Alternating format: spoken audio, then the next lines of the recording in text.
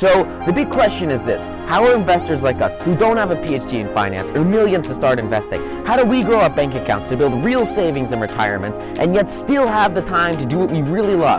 That is the question, and this podcast will give you the answer. Hey guys, John Wooten here with the Stock Market Secrets Podcast, and today I want to talk about something that's a little interesting. It's something that not a lot of people, talked to me about when I was starting trading, because I just wasn't around a whole lot of people. So it just sort of, really wish something I knew before I started. So it's ups and downs, right? Stock market goes up, stock market goes down. It's a cyclical system, right? You have index funds go up, index funds go down. That's why the MACD is such an immeasurably powerful indicator, right? Because the MACD, as a technical indicator, it looks at these cycles and it lets you profit from the cycles by creating these trend lines. And with these amazing trend lines, you can actually predict future growth and future decay based, on MACD crossovers, which is so cool. But besides that, right, with your long-term portfolios or with any kind of, managing active trading, you're going to have ups and you're going to have downs. And the thing that prompted me to start this today is something that doesn't happen a whole lot. Bike chain broke today and I had to walk home. We're on our way right now. It's about an hour and a half walk, so we're going hard. And, I was going down and the chain's broken, but I tried to kind of ride the bike down a hill and it worked pretty well. So there's this one spot on my way home where there's this really big downhill, and then you just, you land on a little walkway, and it makes sense to bike that down because the only other option are stairs, and the stairs are kind of really big and fat, so it's just not, it works better to bike it. And usually when I bike it, the bike is not broken, and I didn't spend like a half hour, 45 minutes trying to fix the chain, and so it just kind of works because you bike over the hump at the bottom. Today, the bike didn't work, right? So I couldn't really bike over the hump at the bottom, and I kind of fell flat on my face, and now we are recovering from a pretty gnarly concrete scrape, which is totally okay, right? Because here's the deal: you're gonna have ups and you're gonna have downs. I'm very fortunate to be able to bike to school compared to a lot of people I know who just walk everywhere, or maybe they spend hours of their lives kind of like what I'm doing right now, just getting to school, because it's tough. A lot of people, they aren't even able to get to school. They aren't even in this position, which is terrible. There are people everywhere that, would love to be, attending, college here and Georgia Tech's dream school. And just for so many people, it's just not an option because a lot of people put in the work. I put in the work, and I got, here. So, luck, and it's a whole lot of factors, right? So I'm very, happy to be here, because that's what I want you to think about, right? When you have that day in the market where your day trade sucks and you lose, a lot, you lose 20%, 30%. I've had that happen to me. The upside was 180%, but there's still that downside risk and there's still that volatility. And, you'll win 3 out of, 30. You win 3 trades for every trade you lose, for sure. That's the goal, right? Stuff like that. But at the same time, that loss still sucks, right? I get to school really quickly, and I'm able to do this podcast, and I'm very fortunate to be here. And out of state tuition, it's just all amazing things. But at the same time, it's not particularly, you have days like this where you fall over on your face. I freaking broke a bunch of buttons on my shirt because it scraped against concrete. That kind of sucks. And it's the days like that where you realize that, first of all, you got to cut your loss, right? If you have this huge red day, well, I don't know. It's different with stocks, because what I'll do is, if I lose money on a stock, then I'll not trade that stock for the rest of the day at all. Just doesn't happen. I get it off my screen as I get it out of my mind. If I lost money on it, I'm not trading it for the rest of the day. And then it sort of depends on your skill, your experience, and also your mindset and your control over your own psychology when it comes to trading and keeping and going and continuing to trade after you lose, a couple of trades or whatever, because you can still find really amazing trades. I remember in that 250 grand trading competition, the day that my account got frozen after a big loss was I was trying to buy a stock that was going up. That stock went from $4 to 11, right? It was an ABCD setup, and I made a correct short prediction on the A top to the VWAP breakdown, back to that consolidation phase in the C. But at the same time, it had a temporary unrealized loss. So I got stopped out of that position. I lost 3,500, and then I missed out on the potential to essentially make about 40 grand that first day, which would have basically like won the competition, because the first place winner only had like 20 grand in gains, which is insane. That's 10% on a $245,000 portfolio. It's just crazy. It was, anyway. So that one loss, right? That loss sucked, right? Time I lost 100 grand in crypto, that freaking sucked. But you know what was amazing? With the hundreds of other times when I had those great trades, those trades that went right, those trades that built up my portfolio, they got me to a point where, I was able to lose 100 grand because, I was, and that's all diversification, and that was a big whole shebang. You can learn a little bit more about that on my YouTube channel, John Wooten. I have a whole video about it. But anyway, so that's a lot more. That's a little bit about capital liquidity too, which is a little bit different. But anyway, as I fell on my face today, I sort of remembered like how I started when I was trading, because especially at the beginning, you're gonna pay that market tuition, and if you don't invest in your education, if you don't learn, because it's freaking tough. I paid a lot because I didn't have anyone to learn from. You guys are amazing. You guys are so special to have.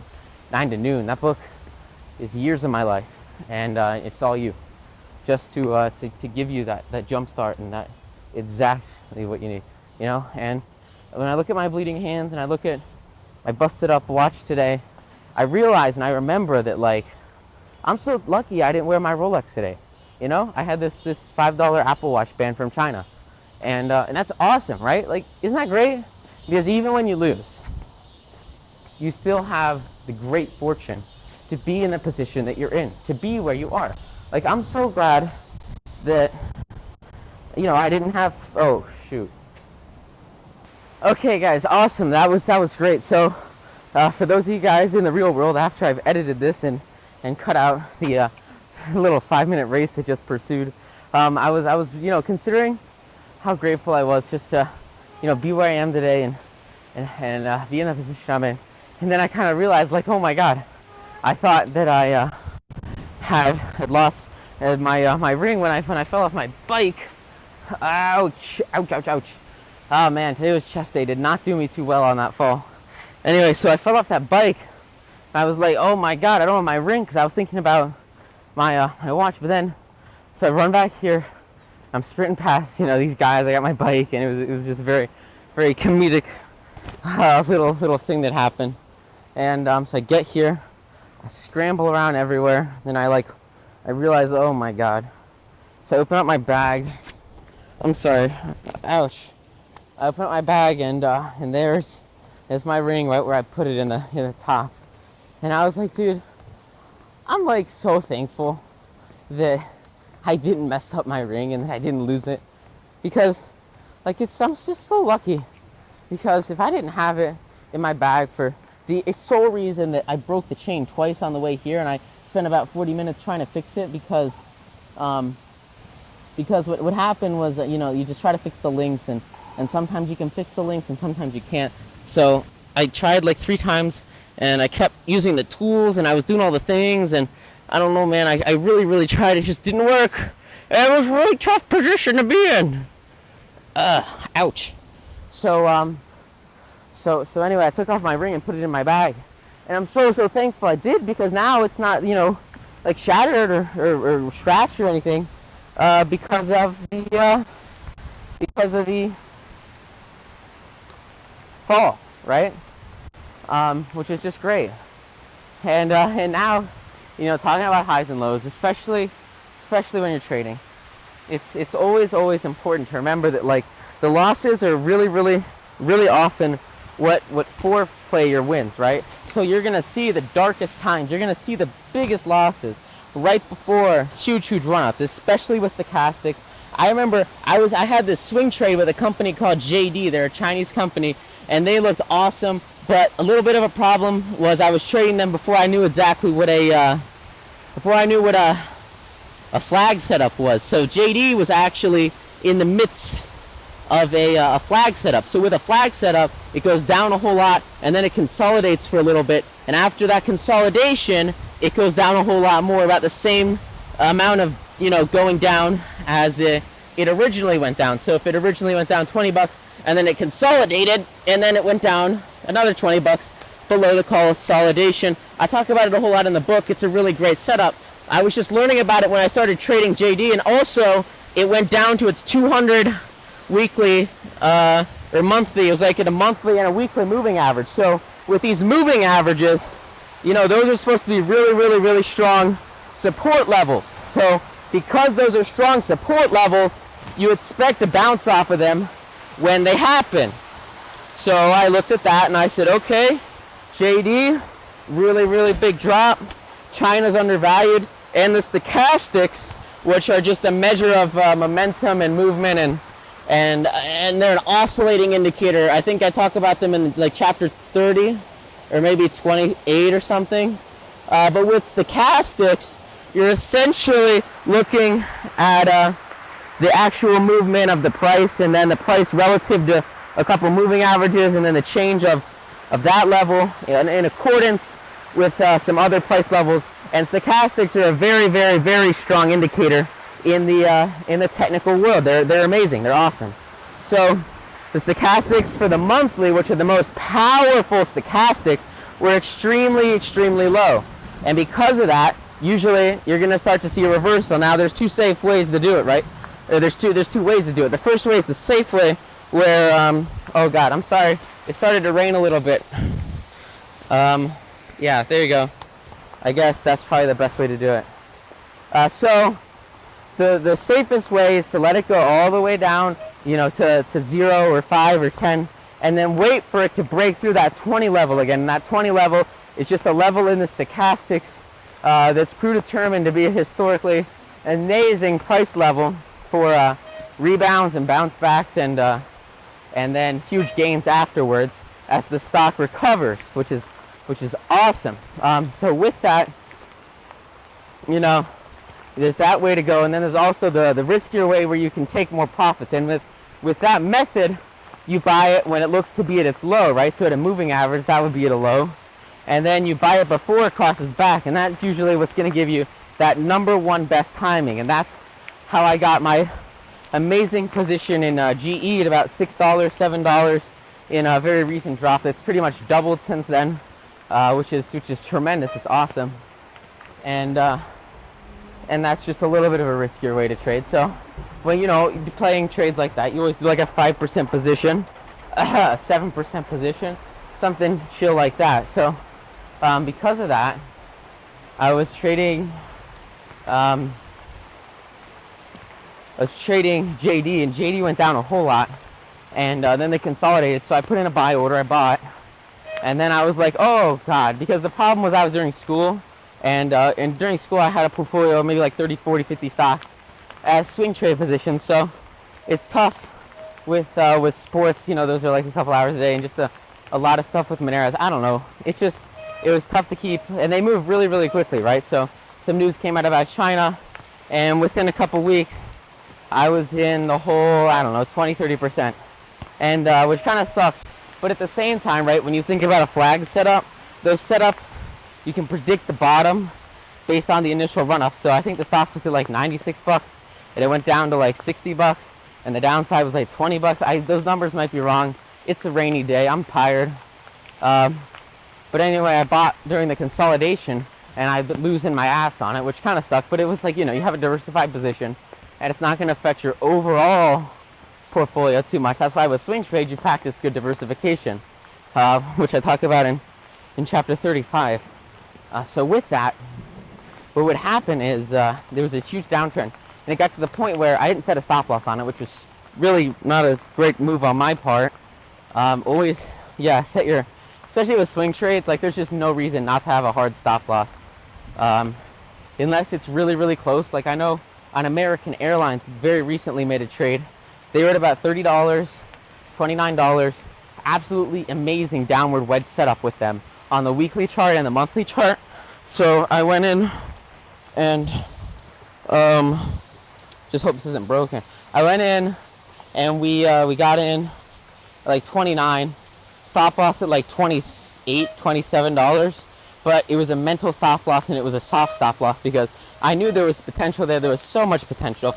And because of that, I understood that I could take just a little bit more risk on the time management side of it, because it's not like American Airlines was going to move particularly quickly, especially considering that oil prices recently doubled, and I made a trade on that with an inverse head and shoulder setup, and when that happened, they went down a whole bunch. So it just made sense for oil to rebound. I got out of that position because the head and shoulder setup ended, and it just made sense that AAL was, they were pretty much, done on that downturn. They were ready to go up. Just made sense. And also they were at the very, very end of a weekly downward wedge, which was awesome, awesome stuff. So you trade that, especially with the MACDs. It was just really good. And I put a mental stop loss in.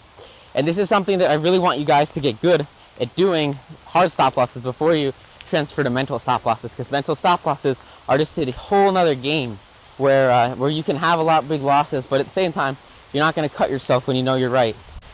But you're also not going to cut yourself when you're wrong. So at least at the beginning, right? You have to have discipline. It takes a lot of discipline. Which is why you start with hop loss. You start with hard stop losses, and then you go and make your real trades with careful stop losses after that. That's especially true for 9 to noon trading. You definitely want to start with hard stop losses, and over time, as you get really good, you'll transition into soft stop losses, which is just awesome. It's really an amazing situation to be in as an individual investor, because it opens up the doors to these immense profits, and you won't get stopped out of a trade. And at the same time, you understand that not everything is soft, and that a lot of your trades are still going to be hard stop losses, because it freaking matters to get out when you know that the price level, based on technical analysis, indicators, and setups, are showing you exactly where you need to get out and where the trade's going to go sideways. I've had a lot of people I work with, clients, and I've been like, dude, you got to set your stop loss here. And it sucks to make a loss, and it sucks to take a stop loss. But the instant it touches that stop loss, you sell, and then the entire market sells and goes down like 2 or 3, 5%. Like, that's when you know that, like, you did the right thing. You just had to do it. And that's just the magic of understanding and taking advantage of support and resistance levels, which I think I talk about in chapter 24, 9 to noon. But those support and resistance levels are going to be the psychological levels where you'll have consolidation, you'll have highs, you'll have lows, and you'll use those as the baseline for everything that you do. So anyway, trading American, and I do that soft stop loss, and they go down to like 26.95, and everyone's freaking out, and they're like, dude, whoa. But then the very next day they go up like 12%. Like, I think they went to like 34, which was amazing. Tremendous swing trade position, especially considering that all happened in like a span of 2 weeks, which was just a great, great, great position. Back to what we were talking about earlier, about really appreciating everything you can. Gratitude is so freaking huge, guys. I'll tell you what, before it started raining, I was so hot walking home today with this bike. It's freaking really heavy. And you know what? It just made me feel so great when it started raining, because I might be soaking wet and I might look like an idiot, jumped in a pool, but I'm not super, super hot anymore, which is just awesome. And it's just so great to know that, like, if you do things right, and you go out into the marketplace and you produce the results that matter, and you do things that you are passionate about and that you know is the way to go, and you use that as fuel to go and grow yourself this amazing journey of personal development and business growth. It's just insane, because you're going to get to this insane level at the end where, like, especially with meditation, I think meditation is so, so huge. And my daily journaling, if you guys haven't seen my daily journal on Amazon, it's the most amazing tool I have in my life. It just multiplies my productivity like 100-fold every single day, because every night I'll plan what I'm going to do for the next day, and then at the end of the day I'll reflect on it and I'll say, hey, did I achieve my top 3 goals for today, or whatever it is that I wanted to do for the day? What were my main things to do? And then you freaking hold yourself accountable every single day, and all of a sudden you start having things, you write them down, you visualize your future. Then when you wake up the next morning, instead of being slogged, I remember writing down Christmas Eve, just writing my book before I started, and that deadline, man. Want more stock market secrets? If so, go get your free copy of my best-selling book, 9 to Noon. You can get your free copy plus $11,176 of unannounced bonuses completely for free at 9tonoonsecrets.com. Inside 9 to noon, you'll find the top 38 secrets we use to double our portfolios every 2 years and make upwards of 10% per trade daily.